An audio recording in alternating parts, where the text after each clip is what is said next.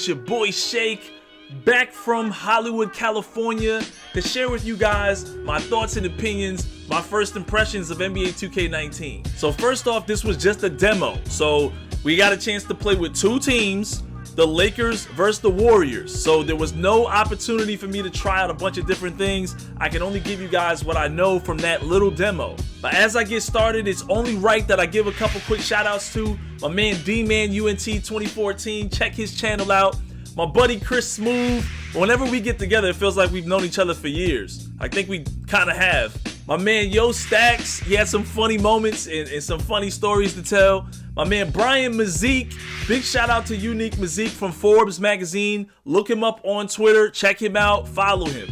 And my buddy Anto the Boss. This was the crew that hung out with me late night after the event was over. We went out on Hollywood Boulevard to get something to eat, and we chilled for like another 2 hours together, man. Chris Smooth sat right across from me, dropping some knowledge, but also making us laugh, a lot of jokes. Man, I had a great time. Big shout out to those guys. Also got a chance to kick it with LSK. Say what's up to the squad real quick. Hey, what's good? We out here. Desert's losing with the Warriors. Just so you know. For the first time, really exchanging some dialogue and discussing some things. He's a really cool dude. Big shout out to my boy Cash Nasty as always. RDC World.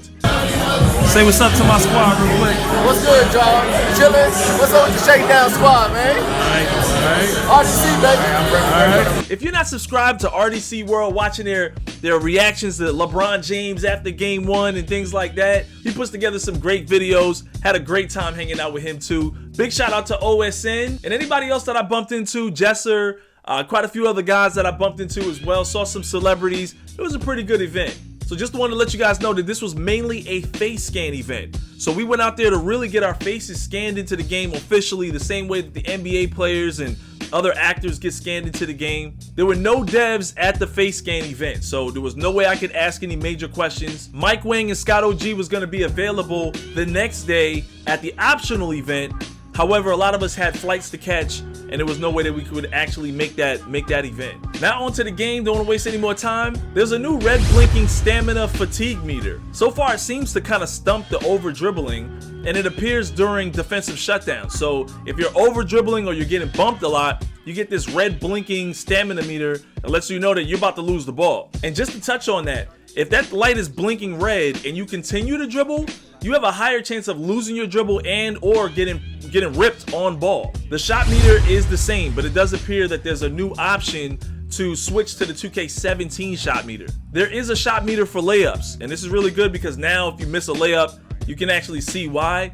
But a lot of you guys are constantly coming at me, yo man, I'm missing too many open layups. And I ask them what archetype they're using. If you're using a sharpshooter or anything other than a slasher really, you're gonna miss a lot of layups, especially if your guy has no inside badges, no inside scoring badges. So you're gonna miss a lot of layups if they're contested, lightly contested. It's just a bad look for you to take that kind of shot. You gotta use your head.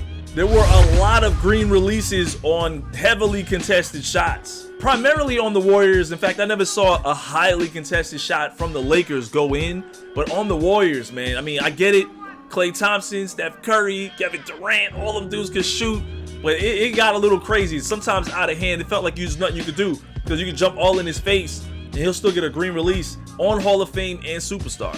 Obviously, Mike Wang tweaks shooting all throughout the year, so if that becomes a major problem, I'm sure they're gonna tweak it and try to fix it. But we just know sharps are always the move in 2K. Momentum dribbling does still exist, but it heavily depletes your dribble stamina meter or whatever. I felt like with Steph Curry, because this is all we could use, we didn't have any MyPlayers, but with Steph Curry, it did feel a little harder to spam the momentum dribble. I was like able to do it once, and if you try to do it again, I wasn't able to do it. I wasn't also able to complete the momentum dribble behind the back move. So it could be in the game, but then again, I'm not sure, and I'm not really sure what Steph Curry's behind the back move is this year, so I'm not sure if it works. It could, who knows. The snatchback dribble, aka the step back dribble, you know, holding right trigger, tapping right stick away from your defender. We all know the move. In 2K18, you could snatch it back if the defender was bumping you and literally launch him about 7 feet away and give you a wide open shot. Well, that move is no longer in the game. Like if you hold right trigger and tap right stick, you're just not gonna do that move.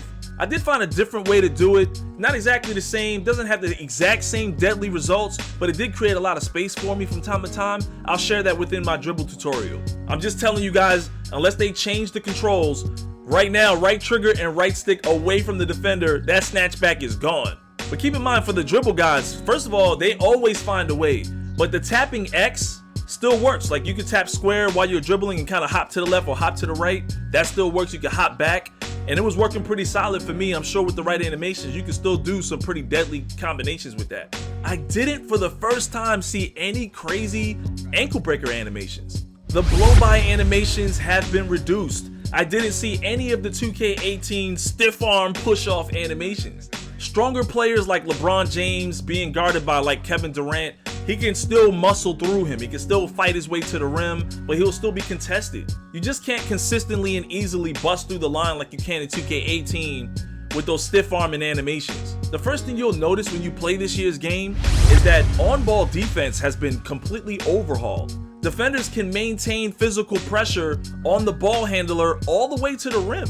Bottom line is, dribblers will have to be more creative in order to create space. Bad defenders will still get punished by superstars though. You won't be able to stop a LeBron James, Kobe Bryant, or Michael Jordan, but with a good defender, you could definitely limit them. I just want to make it crystal clear, on-ball defense has been greatly improved, at least in the demo that I played. And speaking of LeBron, slashers can still score in the paint with contact the same way that sharpshooters are scoring with hands in their face. Slashers make their layups consistently, and sharpshooters miss their layups consistently, as long as they're being contested.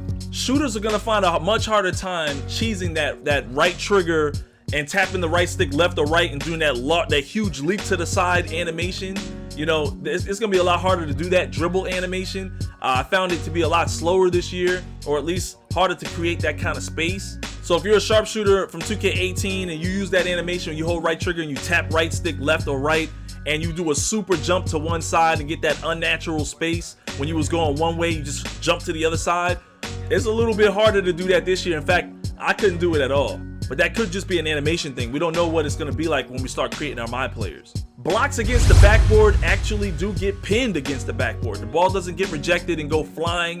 It actually stays put and it looks more realistic. I'm not saying it's a true straight up pin animation, but it does look really good to see the ball stop when it hits the backboard and your arm is still on it, your hand is still on it. Pass deflections and loose balls for the most part stay on the court. The ball seems to lose speed, not as crazy as it was in 2K18 where the ball gets stripped loose or it gets deflected and it gains velocity and you can't even chase it down. Come to think of it, I didn't notice any pass drops that resulted from bad passes in traffic. I did play against a lot of really experienced players, so I didn't see a lot of people making bad passes into traffic. You'd probably see that a lot more in park, walk-on, or team pro-am, where a guy passes into traffic and the receiver just drops the ball out of bounds. I didn't see that happening too much in this demo.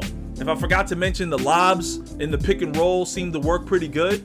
Based on the demo, if someone asked me what archetype I would build, well, first off, I always say that sharps are always the way to go. I mean, sharpshooters are always gonna reign supreme in a basketball game. It's just the way life is.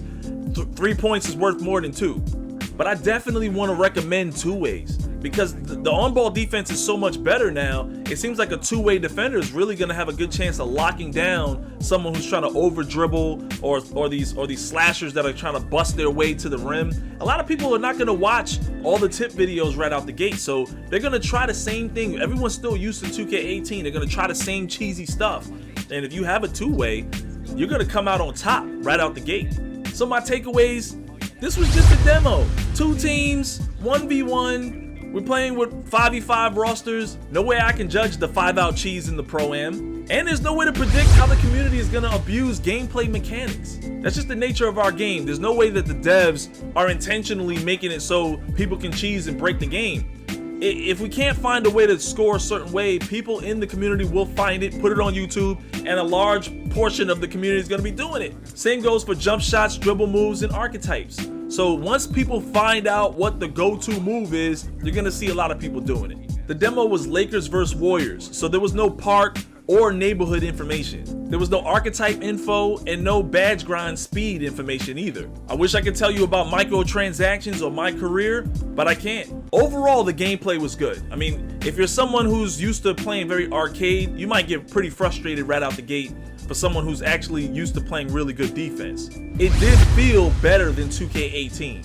Visuals do appear better graphically, but you know, cell phone footage and camera footage facing a TV is never gonna do it justice. Things like cheerleaders and coaches definitely got an upgrade, and the speed of the game felt the same, but there are times where I felt faster on defense. So look, this is the best I can give you guys. It was mainly just a demo, 2 teams. We were there mainly for face scanning. I did get a chance to hang out with a few stars, musicians, basketball players, and of course some of your favorite YouTubers. Never gonna take that part of the experience away, but in terms of 2K19, just wasn't a whole lot to pull from. Just giving you a little bit of what I do know and what the game felt like. So anyways, let me know what you guys think in the comment section. As always, smack that like button to show your support. Subscribe if you're new to my channel. Turn on notifications so you get this video when it drops. And you came to the right place. I'll give you a whole lot more information as I get it. 2K19's on the way. Let's hope and pray that it's a lot better than 2K18. No crazy hype train moments just yet, but I'm looking forward to it when it drops. It's your boy Shake. I'll see you in the next one. Shake, you dropped that dude off. I'm guessing he couldn't guard you, huh?